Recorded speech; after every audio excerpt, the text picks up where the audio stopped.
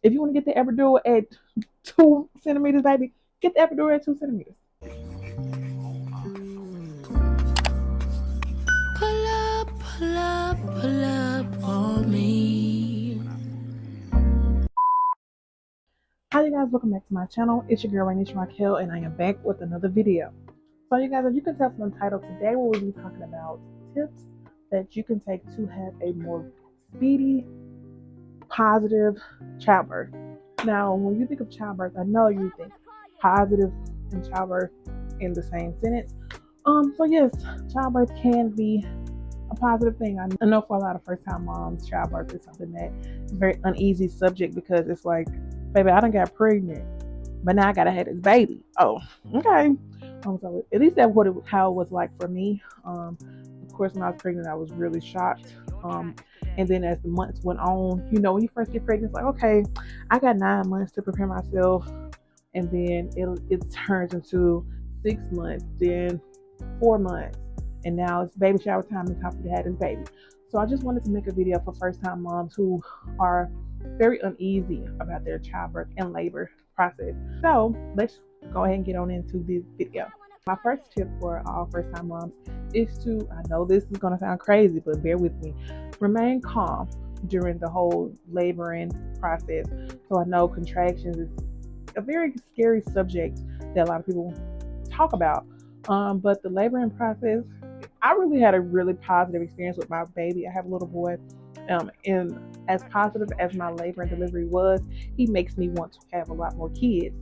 Not saying that my next ones are going to be as, kind of speedy as his, but I had a very positive, relaxing labor and delivery process, if I do say so myself.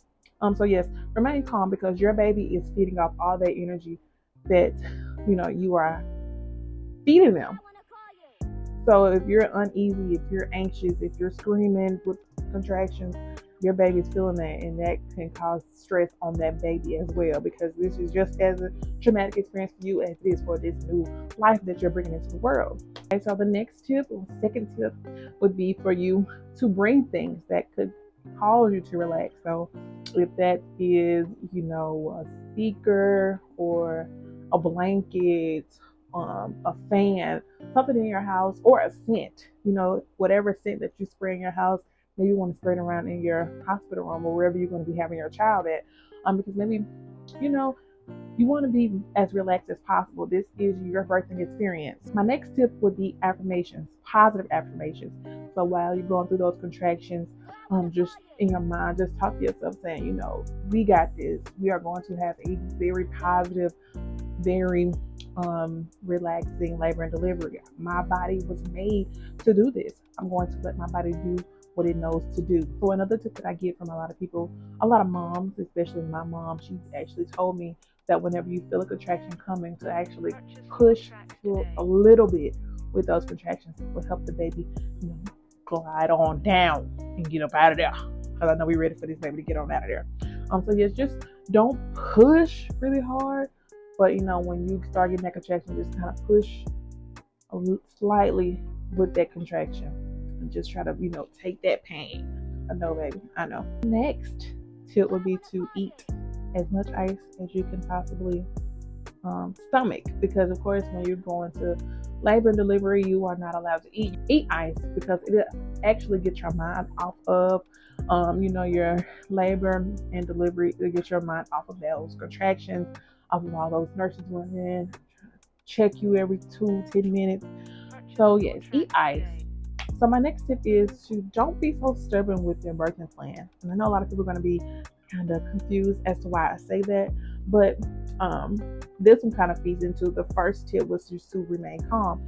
So if you come into the hospital saying, I don't want the epidural at all.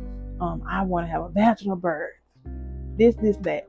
And then when something goes kind of the other way to where you have to get epidural or have to have a C-section, and then you're amped up, and that just causes more stress to you and also your baby. So kind of have a plan of what you would like, but also be realistic and understand that labor and delivery, you can't write it out like a book. It's not a movie. This is you bringing a child into the world. This is going to be a very stressful time. So just try to be as calm as possible. So, have that birthing plan, but also understand that it doesn't have to go exactly like this, because this baby don't know your body. It's just you can't write it. You know what I'm saying?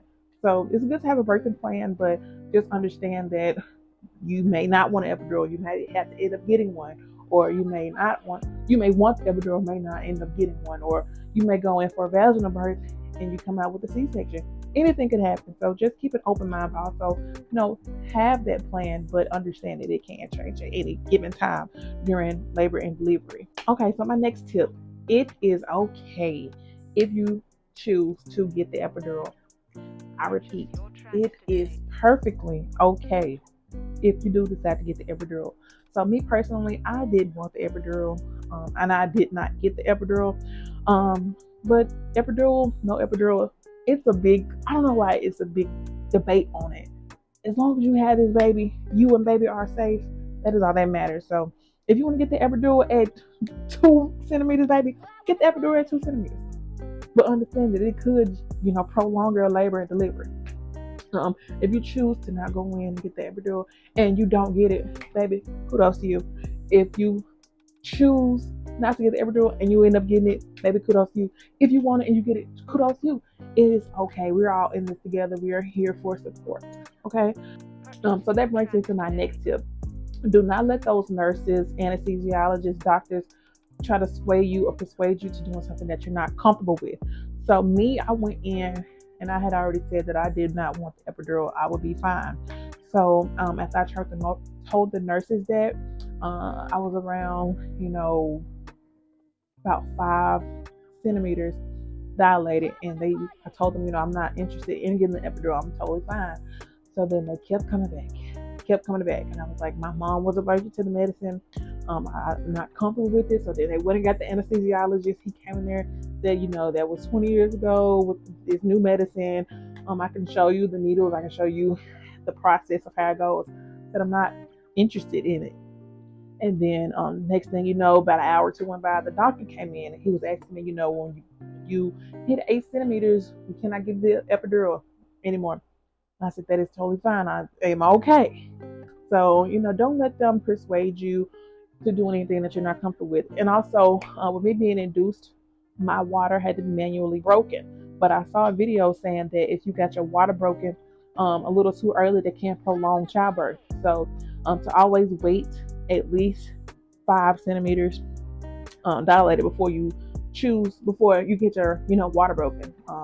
So I did that. They wanted to come in around 3 to 4 centimeters, trying to break my water. Told them that I'm not ready for my water to be broken. I wanted to dilate some more. So they came about 3 hours after that, and they checked me. I was 6 centimeters dilated. So I went ahead and let them break my water. So my next tip is to have the room temperature set at a temperature that you're comfortable with. It ain't about your mama, baby daddy, husband, boyfriend, whatever. It don't matter about what they feel. If you want their room to be 85 degrees in their hospital room, baby, put that thermostat on 85 degrees. You want that thermostat set on 13 degrees, baby, put it on 13 degrees. Because that is what I did. At one point in my laboring process, I had gotten so hot, but it was cold in the room, but I was just getting so hot and I almost vomited because it wasn't at the temperature that I wanted. So I crunked that thermostat down to like 60 something. It was like 60, I think, or like 50 something, if I'm not mistaken. So it was ice cold in that hospital bed. In the hospital room. But I did not care, because after they set their temperature down, my nauseous feeling went away. So set that thermometer on something that you are comfortable with. Remember, this is your birthing experience, your labor and delivery. So make sure that you are as comfortable as possible. So my next tip is to be very, very vocal about your body, about how you're feeling with your nurses and your doctors. So that don't mean be rude, but if you have a question about something, what they're doing, why they're doing it, if you're not feeling comfortable, if you're not feeling good, let them know. And make sure that if you have somebody in the room with you, make sure if you're not vocal, then have somebody with you that is vocal, so that you can have somebody communicating with them, baby. Okay. So the last tip that I have is to listen to your body. If something isn't feeling right, if you catching a fever, anything, listen to your body. Listen to your body. I know y'all may think that, how am I going to get through this? Baby, you're going to get through it because childbirth, remember, your body was made to do this. You may not know what's going on. Your body knows exactly what it's doing. Your body has, formed and created this life inside of you for 9 months. So now it's crunch time and it's time to have this baby. Let your body do what your body want to do. Okay, your body knows. So yes, you guys, if you guys want me to do a video on my labor and delivery story, just let me know because I would love to get into detail on exactly what I did at one point of my labor and process and just what to expect when you go into the hospital room because baby, I got you. I got you. All right. If you want me to make a video on what to bring, what not to bring to the hospital, any type of videos dealing with, pregnancy or just any type of videos in general, to just let me know and I got y'all. Okay? If you still here and you ain't hit that subscribe button, baby, what are you doing? Go ahead and hit it. But all right, you guys, I will see y'all in my next video.